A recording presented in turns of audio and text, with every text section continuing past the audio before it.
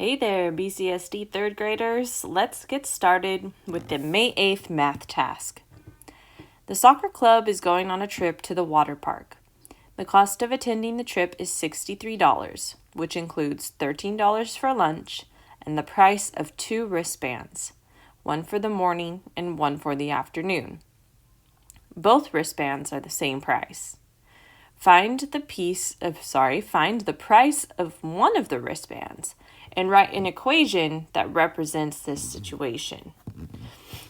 There's a lot to unpack here. Let's go back through and just talk this out a little bit and try to figure out what's going on. So it says that the cost of attending is $63. So that's the total that we're working with. Okay. I'm going to just write that above total. Okay. Which includes $13 for lunch and the price of 2 wristbands. Okay. So if I break this down, this $63, it includes the $13 for lunch. And then I'm going to just draw the wristband because we don't know the cost. It says the price of 2 wristbands, okay? We don't know the cost of those 2 wristbands, though. The only part of this $63 that we do know is the $13 for lunch, okay? Both wristbands are the same price, though. Okay, so that's something important to note. Same price. Find the price of one of the wristbands, okay, and write an equation that represents this situation. Okay, I kind of drew a little diagram just to help me understand all of it. But now when I write my equation, what I'm going to do is start with 63 equals, okay, the total cost equals $13 plus, okay, that's where my $13 is coming from. And then I need to have a blank, or I could use a variable. We've talked about using variables, like a letter like we could do C for cost. But I'll just leave it blank for now. Blank plus blank. That would be where the cost of my wristbands is going to go in this equation. So, wow, I have 2 unknowns. Not sure what goes there.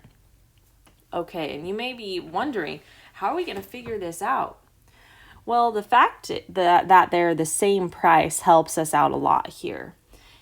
Because that means that any number that we double has to add up to be these 2 numbers right here. When those 2 numbers are added together, it would be the doubling technique that I've talked about in some of my videos in the past. To get to that point, though, what we're going to do is rewrite this as a subtraction problem, because in some of my previous videos where we've had an unknown addend, for example, let's do something like this. 7 equals $5 plus some unknown. When we have a missing addend, we've learned that we can rewrite this as a subtraction problem, and we can do 7 minus, you bring the 5 over here, minus $5 equals something. Well, now we can solve that because it looks like something, it looks familiar. 7 minus $5, we know that that's $2. So therefore, our unknown addend in the first situation would be 2, okay? So just like this, kind of thinking of this as our model here, we're going to do the same thing. We're going to bring that 13 over to the other side. Okay, we're going to rewrite this as a subtraction problem. 63 minus 13 equals the two unknowns. Okay, so let's break this down. Let's do what we can. Let's do 63 minus 13. That's 0, that's 5. Okay, so now this is going to help me out a lot, because now I know that the two numbers that are the same value have to add up to be 50. So just start trying different numbers. If you're not sure what two numbers that are the same add up to 50, just start trying different numbers. Start with 10. Everyone can do 10 plus 10, right? 20, that's not big enough, okay? This is what I mean by doubling. We are doubling because we're working with the same number, right?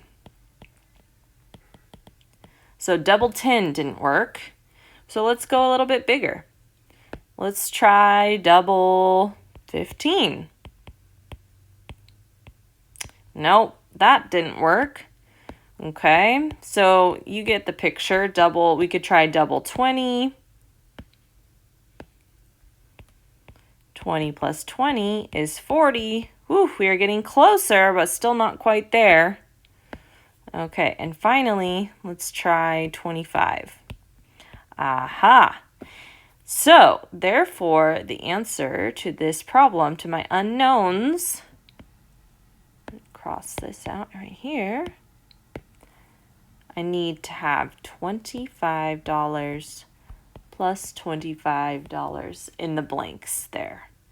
Okay, so let's just go back through and make sure this all makes sense.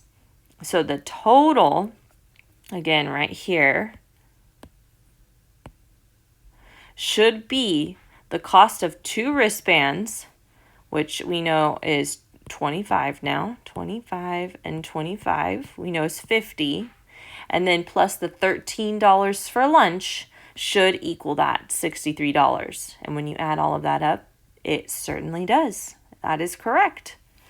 Okay, so we did everything. Let's just go back and make sure. It says find the price of one of the wristbands. Check, we did that. And write an equation that represents this situation. Did that. Okay, let me make sure there's nothing else to go over with you for the May 8th math task.